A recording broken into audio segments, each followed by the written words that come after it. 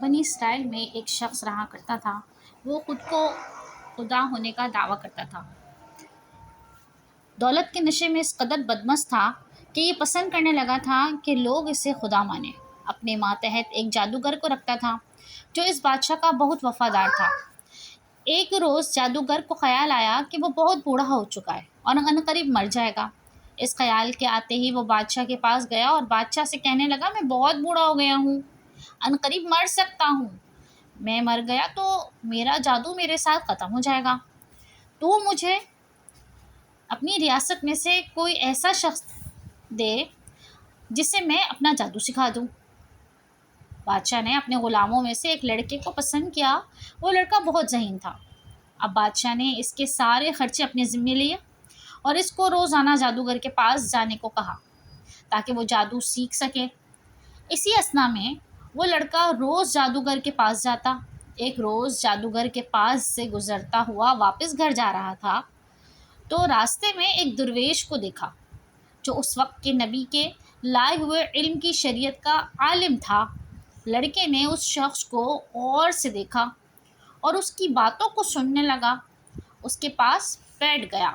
لڑکا کیونکہ ذہین تھا تو حق اور باطل کا امتیاز جانتا تھا۔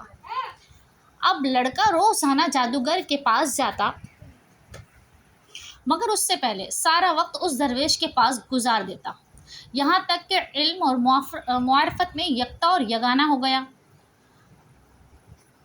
ایک دن لوگوں کو کسی مصیبت میں گرفتار دیکھا۔ لڑکے نے سوچا آج ہی وہ دن ہے جس میں معلوم ہو جائے گا کہ جادوگر حق پر ہے یا وہ درویش عالم۔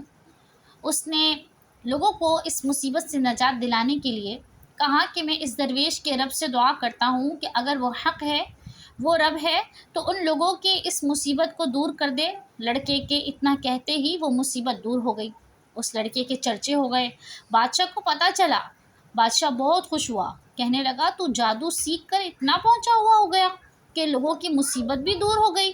لڑکے نے کہا کہ نہیں، یہ مصیبت جادو سے نہیں دور ہوئی بلکہ یہ مصیبت تو اس نے دور کی ہے جو میرا اور تیرا رب ہے۔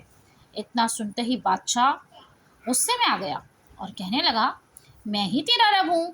لڑکے نے کہا کہ نہیں، تو میرا رب نہیں ہے۔ میرا رب تو وہ ہے جو زندہ کرتا اور مارتا ہے۔ میرا رب تو وہ ہے جو سورج اور چاند کو چلا رہا ہے۔ یہ سنتے ہی بادشاہ آگ بگولا ہو گیا اور لڑکے سے کہنے لگا یہ سب تجھے جادوگر نے تو نہیں سکھایا، کس نے سکھایا ہے؟ لڑکے نے نہ بتایا۔ جادوگر نے لڑکے پر ظلم و ستم کی انتہا کر دی۔ پھر لڑکا پریشان ہو کر آخرکار درویش کا پتہ بتا دیتا ہے۔ بادشاہ درویش کو اٹھوا لیتا ہے۔ جب درویش بادشاہ کے پاس آتا ہے، بادشاہ اس سے کہتا ہے میرے سوا تیرا کوئی رب ہے؟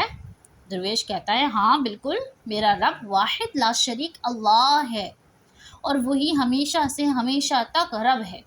یہ سنتے ہی بادشاہ اس درویش کو ٹکڑے ٹکڑے کروا دیتا ہے۔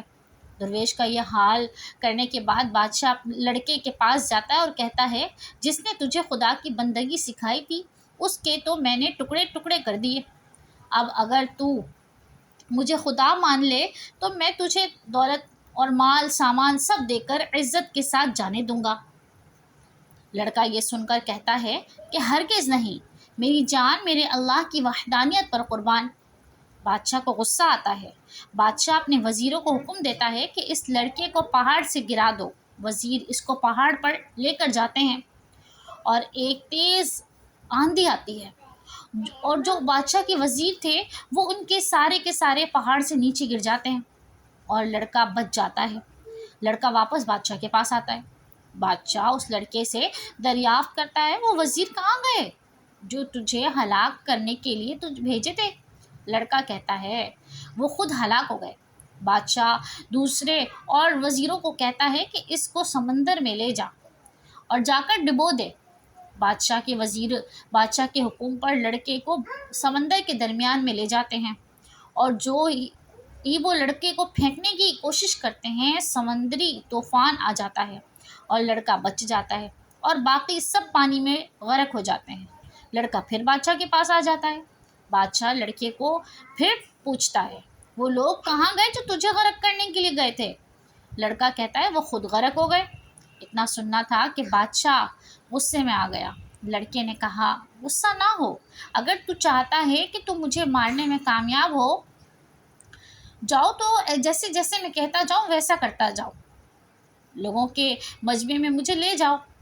لہٰذا بادشاہ نے اپنے وزیروں کو حکم دیا کہ تمام ملک کے لوگوں کو کہا جائے کہ ایک میدان میں جمع ہو جاؤ۔ لوگ ایک میدان میں جمع ہو گئے۔ بادشاہ لڑکے کو لے کر اس میدان میں آیا۔ اب لڑکا بادشاہ سے کہتا ہے مجھے پیڑوں پر باندھو اور ایک تیر دور سے چلاؤ اور کہو کہ یہ تیر اس اللہ کے نام سے جس کو یہ لڑکا اپنا رب کہتا ہے، یہ کہہ کر تیر میرے گلے پر چلا دینا۔ بادشاہ نے ایسا ہی کیا۔ جیسے ہی بادشاہ نے اللہ کا نام لے کر تیر لڑکے کے گلے پر چلایا، تیر لڑکے کے گلے کے آر پار ہو گیا اور لڑکے نے جام شہادت نوش کر لیا۔ یہ دیکھ کر تمام بستی والے، تمام ملک کے لوگ یک زبان ہو کر کہنے لگے ہم اس لڑکے کے رب پر ایمان لائے، وہی زندہ کرتا اور مارتا ہے، وہی رب ہے۔ یہ سن کر اب بادشاہ کو سمجھ آ گئی کہ لڑکے نے اپنی جان دے کر اللہ کے دین کی حفاظت کی، اور پہلے اللہ کو ماننے والا وہ صرف ایک لڑکا تھا، اور اب اس لڑکے کی شہادت کے بعد ایک پوری قوم اللہ کی وحدانیت کا اقرار کرنے والی ہو گئی۔ تو دوستوں، یہ تھی اللہ کے بندے سے محبت، اللہ کی محبت کی سچی کہانی۔ اگر آپ کو ہماری کہانی پسند آئی تو ہمارے چینل کو سبسکرائب، لائک اور شیئر کریں۔ شکریہ۔